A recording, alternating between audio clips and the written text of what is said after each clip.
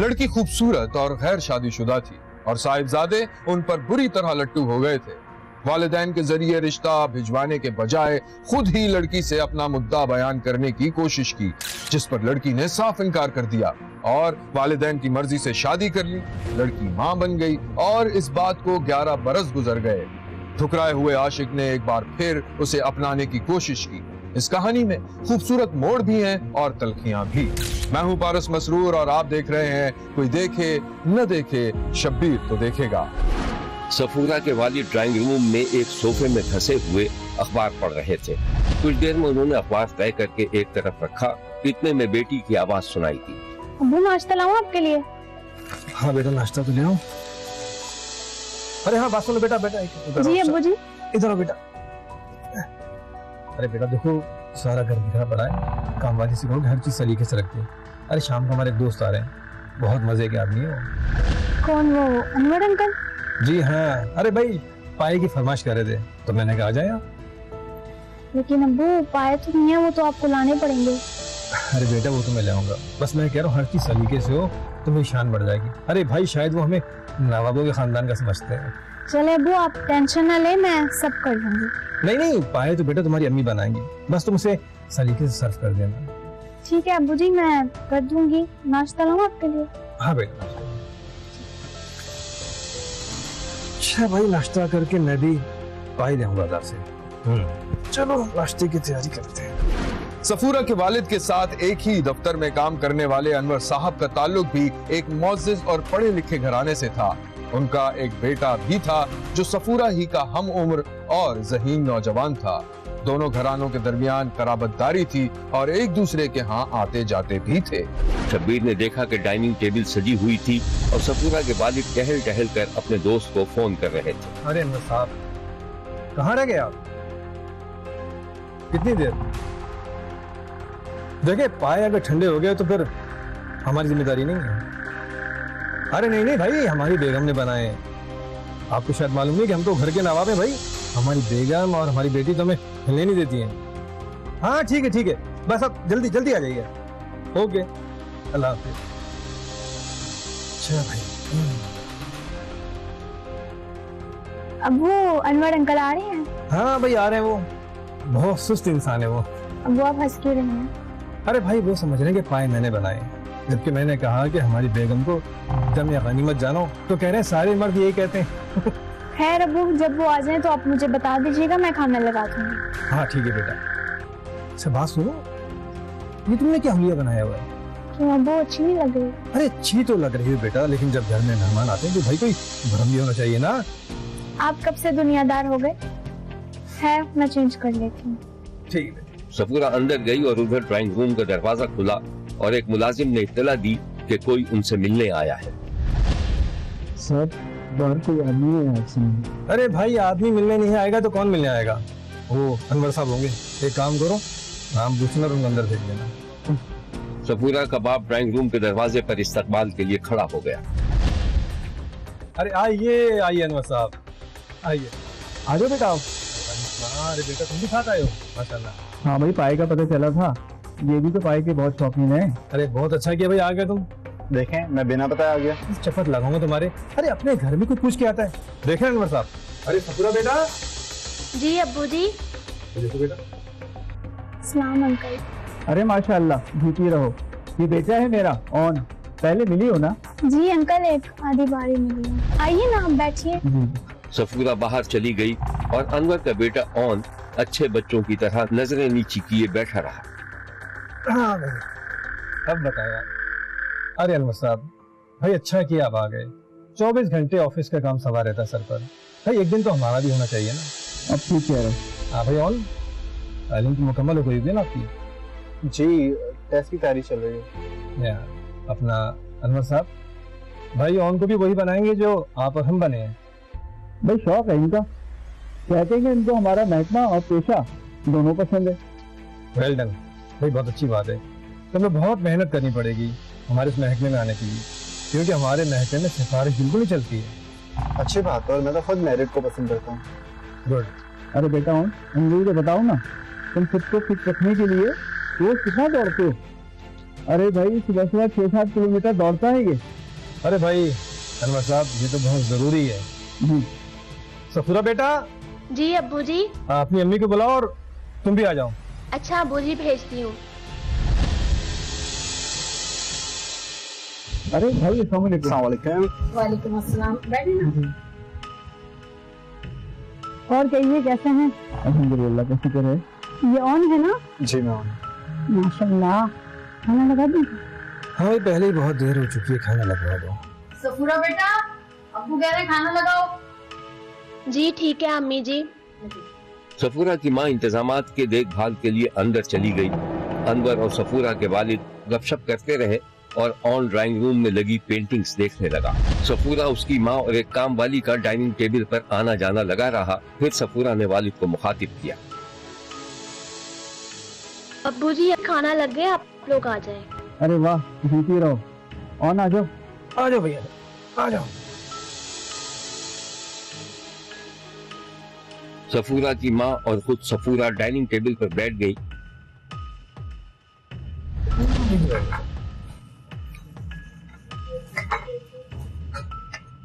सफूरा ने पेट बढ़ाई तो शब्बीर ने देखा कि ऑन ने उसकी उंगलियों को अपने हाथों से मस करना चाहा, जिस पर सफूरा के चेहरे पर नाखुशगवार सा तासुर उभरा। एक्सक्यूज मी, मैं मसाला लेके आती हूँ। सफूरा एक समझदार और पढ़ी लिखी घरेलू सी लड़की थी। उसे ऑन एक आंख नहीं भाता था और उस वक्त तो वो बिल्कुल ही चिढ़ गई थी जब ऑन ने मुबैना तौर पर उसका फोन नंबर बहाने से मांगा था। तब तो वो बिल्कुल ही दिल से उतर गया था। ना आप तो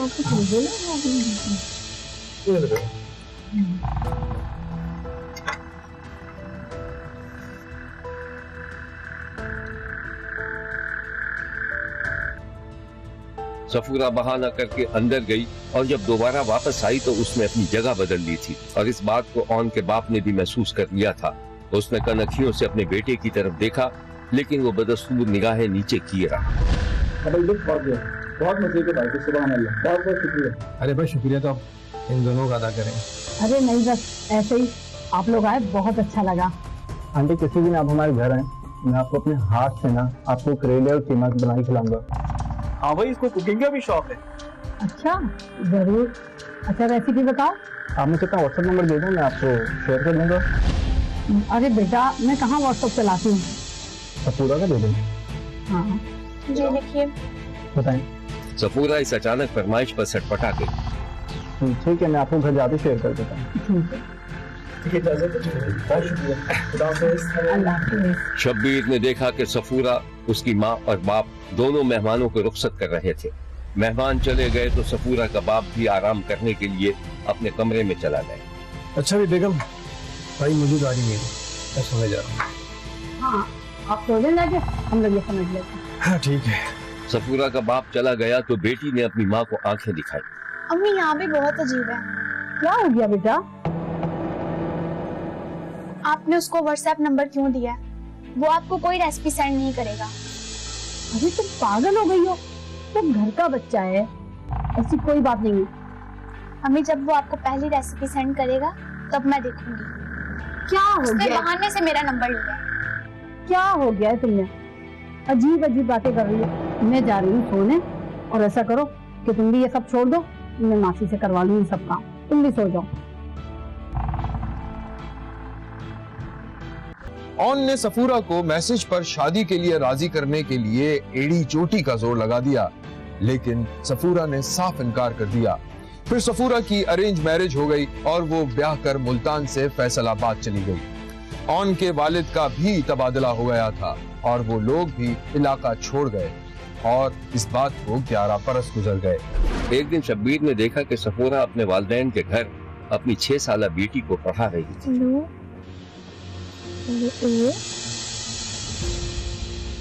सफूरा की माँ कुछ परेशान सी सफूरा के पास आकर बैठ गई। अरे वाह भाई, पढ़ाई हो रही है? जी अम्मी बस। क्या बात है बेटा, ऐसा कब तक चलेगा? तुम यहाँ, वो लाहौर में, क्या बात क्या है? बस बस अम्मी सब खत्म हो गया। छोड़े, आप उसका नाम ना लिया करें। बेटा तो तुम कोई फैसला तो लो, जिंदगी इस तरह खत्म नहीं हो जाती। आप समझे प्लीज मुझे। अच्छा बता दूंगी। अच्छा भाई, तुम जानो, तुम्हारा काम जाना, मेरी तो कुछ समझ में नहीं आ रहा। सफूरा ने बेटी को सीने से लगा लिया और उस वक्त उसकी आंखें भर आई थी। सफूरा अपनी बेटी को सीने से लगाए थपकती रही और उसकी आंखों से आंसू टपकते रहे। शब्बीर को यह तो नहीं पता चल सका कि सफूरा और उसके शौहर के दरमियान अलहदगी हो गई थी या नौकरी के अलावा वो कोई दूसरी मजबूरी थी कि शौहर मुलाजमत के सिलसिले में लाहौर में रहता था और सफूरा अपने वालिदैन के घर। कुछ लोग कहते हैं कि वो कभी कभार चक्कर लगा लेता था, लेकिन दाल में कुछ काला था। सफूरा ने अपनी तन्हाई दूर करने के लिए मोहल्ले पड़ोस के एक स्कूल में बच्चों को पढ़ाना शुरू कर दिया था और फिर अक्सर सोशल मीडिया पर भी अपना वक्त गुजारने लगी थी। 11 साल बाद जब ऑन को यह खबर मिली कि सफूरा मुल्तान में अपने वालिदैन के घर ही रहने लगी है, तो एक दिन वो बहाने से पुराने कराबतदारों से मिलने चला आया। एक दिन दरवाजे पर बेल हुई तो मुलाजिम ने बड़े गेट की खिड़की से झांक कर पूछा। जी सर, किसने? अशरफ अंकल का घर यही है? जी हाँ। आप जाके उनको बताएं कि ओना है अनवर साहब का बेटा। साहब घर पे नहीं है इस टाइम। कोई तो होगा, आप जाके बताएं। जी पूछ के बताएं। मुलाजिम गेट की खिड़की बंद करके अंदर घर में दाखिल हुआ और एक दरवाजे पर दस्तक दी। क्या बात है गुलाम हुसैन? जी बाहर कोई आया है, मैंने कहा भी है घर पे कोई नहीं है, फिर भी कह रहे हैं अंदर जाके बता दो। नाम क्या बताया? नाम बता रहे हैं अनवर साहब का बेटा है ओम। अनवर साहब का बेटा? अच्छा सुनो, उनको कहना कि घर पे कोई नहीं है, शाम को आए। और हाँ, ये मत बताना कि घर पे कौन कौन है, ठीक है? मुलाजिम ने दोबारा गेट की खिड़की खोली और ऑन को बता दिया कि साहब घर पर नहीं है। बीबी जी कह रहे हैं घर पे कोई नहीं। बीबी जी आई है? जी वो आजकल यही रहती है। अच्छा चलो ठीक है, थैंक यू।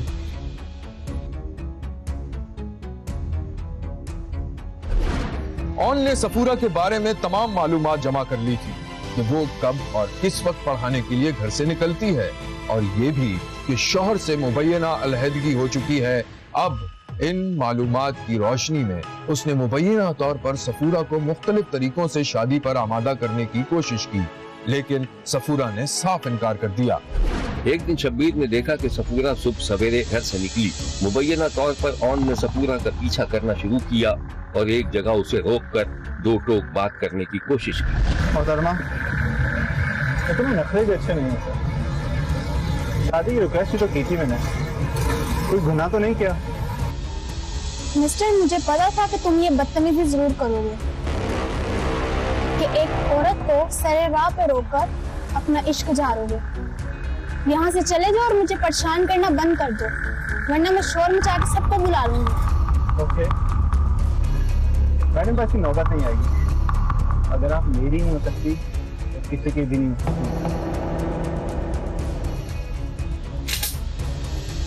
ये सिस्टर ना उस खुशी के लिए नहीं है।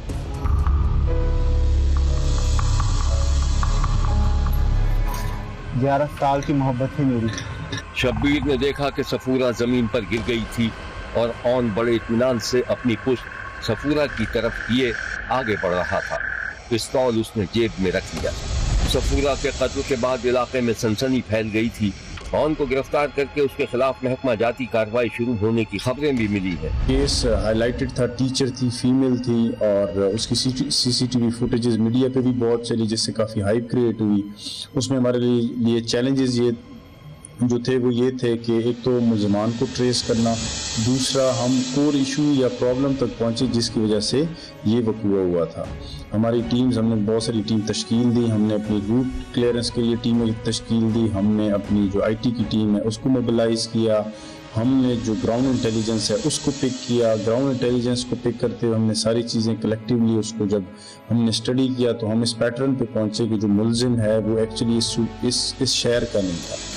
तो जब हमने उसको बैक ट्रैक किया तो मुलजिम को तक जब हम पहुंचे तो वहाँ पे हमें पता चला कि मुलजिम बेसिकली खानेवाल का रिहायशी है। हमने उस पर वर्किंग स्टार्ट की हमने जब वर्किंग स्टार्ट की लेटर स्टेज पे हमें ये पता चला कि मुलजिम एक सरकारी मुलाजिम है और किसी डिपार्टमेंट से ताल्लुक़ रखता है। हमने अपनी फील्ड डिप्लॉयमेंट की, मुलजिम को टाइमली अरेस्ट किया। अरेस्ट करने के बाद हमारे पास जो फुटेजेस थी हमने उसकी मदद से देखते हुए मुलजिम से जब तफ्तीश की तो हमें इंकशाफ हुआ कि मुलजिम बेसिकली इस लड़की से शादी करना चाहता था। लड़की किसी और के साथ शादी करना चाहती थी, जबकि लड़की ऑलरेडी शादीशुदा थी, उसकी एक बेटी थी और जिसके साथ वो शादी करना चाहती थी वो भी 2 बच्चों का बाप था। और जिस सरकारी मुलाजिम ने उसको कत्ल किया वो इससे शादी करना चाहता था, जिसकी वजह से उसने तैश ने आके जब उसको पता चला कि ये किसी और को पसंद करती है तो लड़के ने उस चीज़ को एक्सेप्ट ना किया और लड़के ने उसका स्पॉट पे मर्डर कर दिया। शब्बीर ने मुल्तान में पेश आने वाले इस वाक़े पर शदीद अफसोस का इजहार किया है और कहा है कि औरत की मर्जी के खिलाफ उसे हथियाने का अमल निहायत गैर पसंदीदा और काबिल मजम्मत है, क्योंकि हम आप इंसानों के माशरे में रहते हैं, जानवरों के जंगल में नहीं। देखते रहिए, क्योंकि कोई देखे न देखे, शब्बीर तो देखेगा।